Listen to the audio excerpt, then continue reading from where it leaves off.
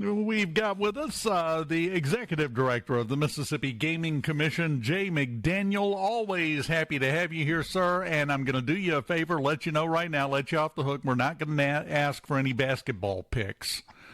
It's probably Well, I not the wouldn't be week able to for help. that, is it? No, I wouldn't be able to help you if I could. But good morning, Dave.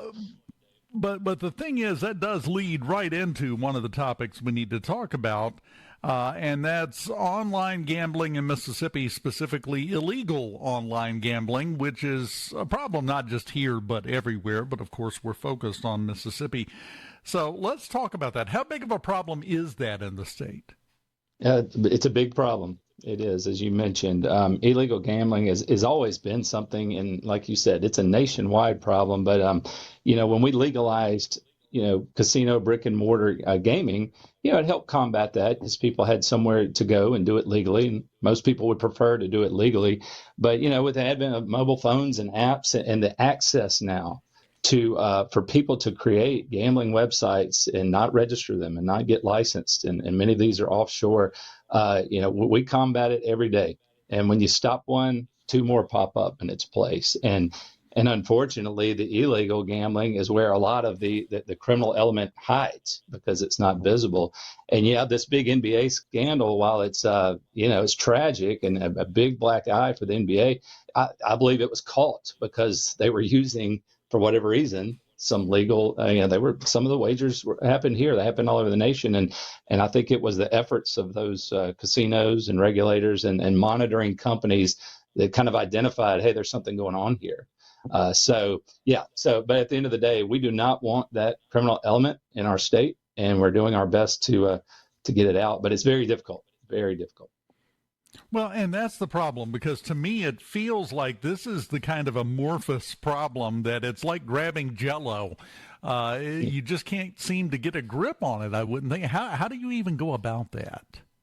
Yeah, it's very difficult, Dave. It's taking the efforts, and fortunately, we're starting to see more and more effort from the federal government, our other state partners. I mean, other states like Nevada, Louisiana that have gaming.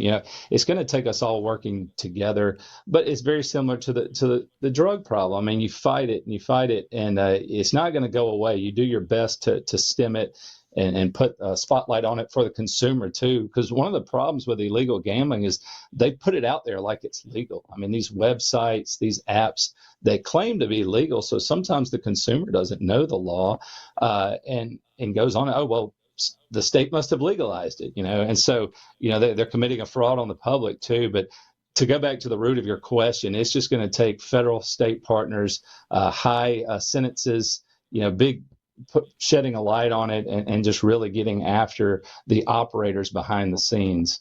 And what's so difficult is so many of those operators operate offshore and in foreign markets. And so it makes it really difficult for us to reach into those areas and get it. Well, and here's the question I don't want to ask, but I feel I have to. Is there any way to win this fight? It's a tough answer. I think there is.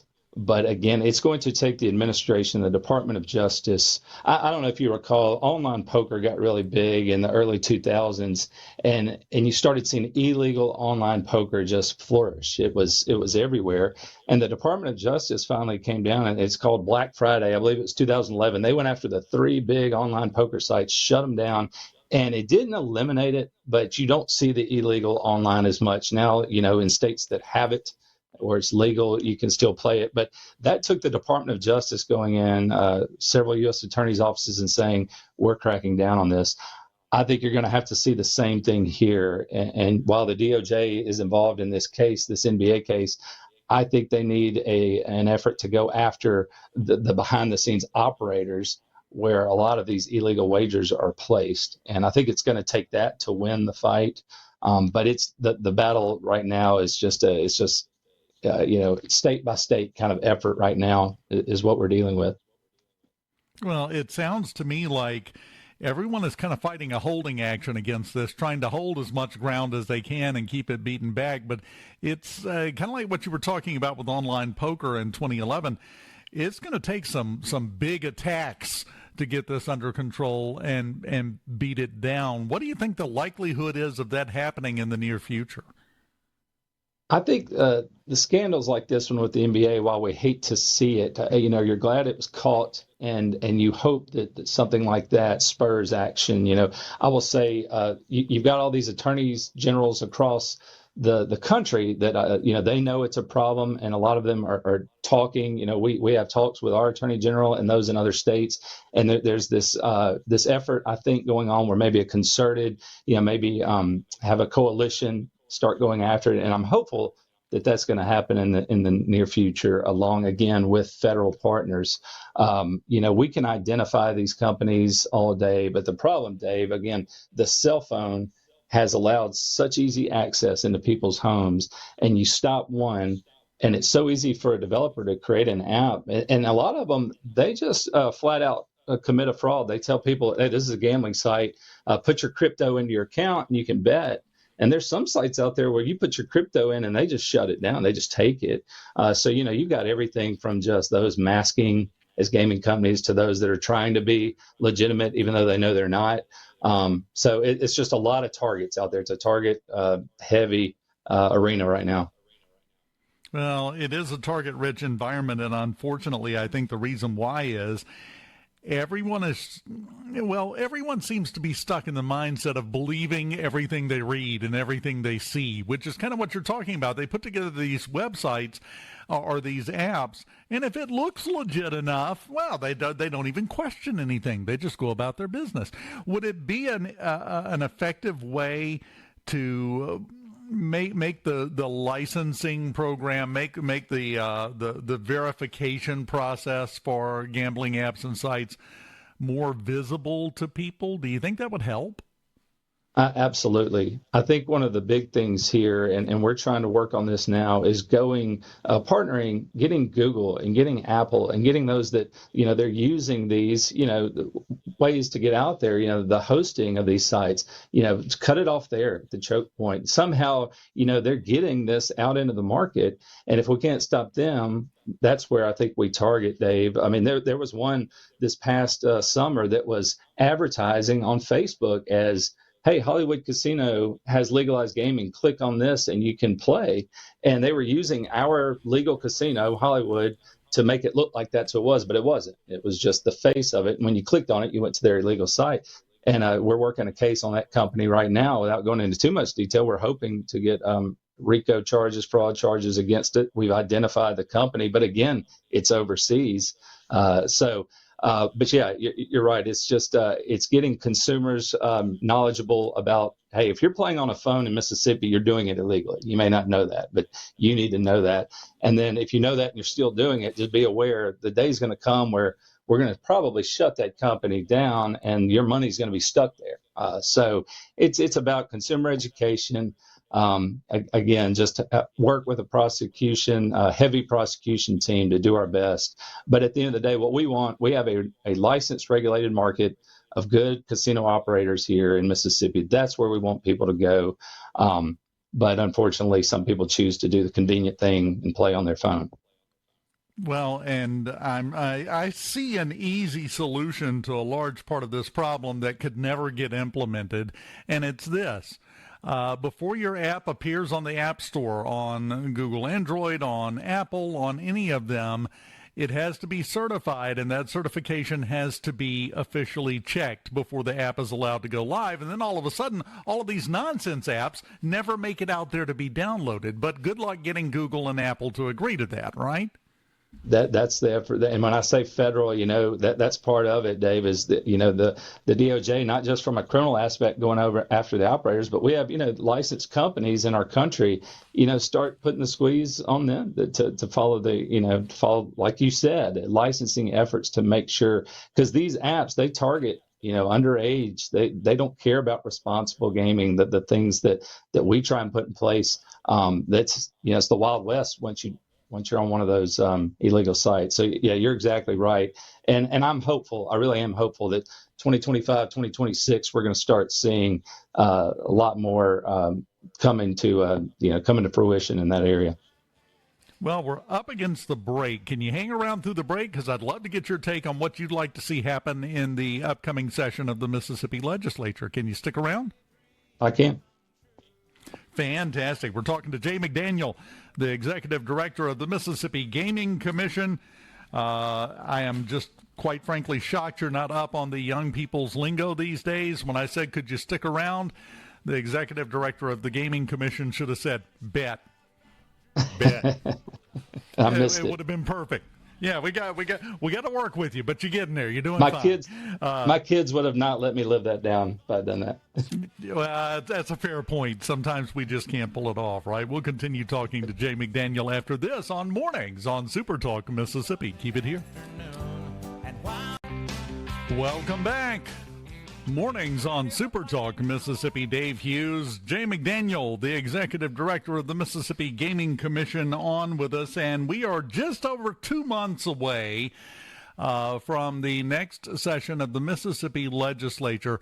If you had your wish list, if you had that magic lamp and you had your 3 wishes, what would you like to see happen in this session of the legislature in regards to the Gaming Commission and the things you deal with? Yeah, so from the perspective of the Gaming Commission, just as an agency, the legislature has always been good to us. I've got 3 really great commissioners who are, the goal here is to make sure Mississippi is a business-friendly environment for our operators, for the companies that run our casinos. Our regulatory environment is very stable.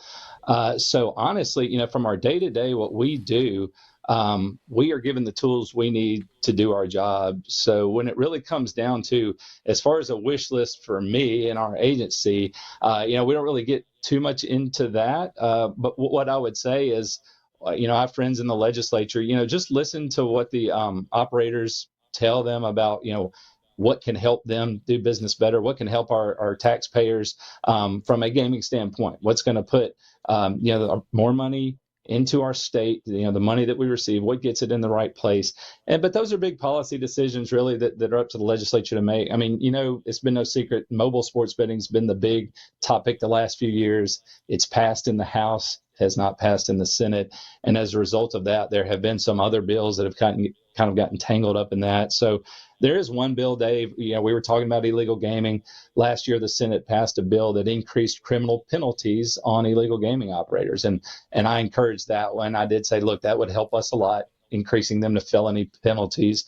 But it died kind of, again, because it got tangled up in all the other gaming stuff. So I would like to see that passed. It would help us. And again, our state prosecutors, our partners in going after that. There was another bill that Lynn Fitch supported about taking payments from jackpots from people that owed child support. That was a bill that I know the Attorney General's office was behind. Again, it did not pass. The Attorney General's office and DHS really pushing that. So I don't think those would be good bills. So those 2, I don't really have a problem with. I think that would be helpful to our state. But at the end of the day, the big policy decisions on gaming, there are a few out there I think the legislature just needs to consider, and then they make that decision on what's best for our state. Would they be able to make it, and I think you kind of answered this question already, would they be able to make it easier for you and law enforcement to go after these illegal operators and bring an end to some of this with some of those policy decisions in the legislature? Yes, certainly the criminal bills. So the Gaming Control Act legalizes gambling, but then we just have our basic criminal statutes that sets the penalties. And many of the penalties for illegal gambling is just misdemeanors and minimum fines. So even if we were to go after one of these illegal operators, what are they scared of? They're making millions of dollars. They'll write a check tomorrow if they're hauled into court. So yes, increasing those criminal penalties to felonies with extensive prison time, higher fines. Since it didn't pass last year, the cases we're developing right now, we're going under RICO statutes because those are felony statutes. But RICO cases can be harder to build, take more time. So it would certainly make it easier if that criminalization, if the penalties were increased. And I'm hoping it did pass. It didn't come out of a gaming committee. It came out of the Judiciary Committee. But again, kind of got stalled last year. So I'm hopeful that maybe this year that will pass, and that will certainly help with our efforts.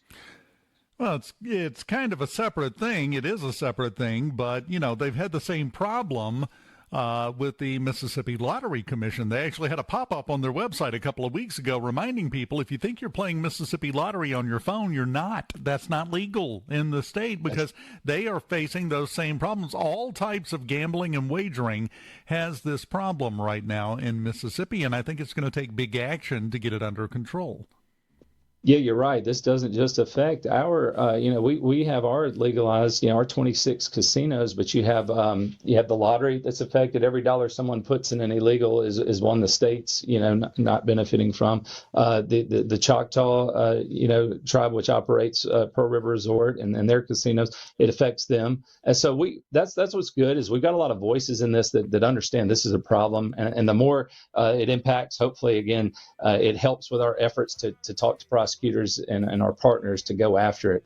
But you're right, the lottery mimics are out there just like the ones that mimic our casinos.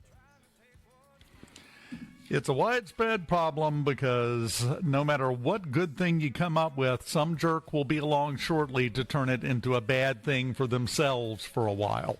That's exactly what we're fighting against. It's the eternal battle, Jay, and all we can do is keep fighting the good fight like you're doing. Jay McDaniel, Executive Director of the Mississippi Gaming Commission. I appreciate you taking your time to be with us today and go through some of this. Keep up the good fight, and if you need me to come kick anybody in the shins when you catch them doing it, I'll be glad to do it. I will volunteer, free of charge. I'll kick shins. Thanks, Dave. I appreciate that.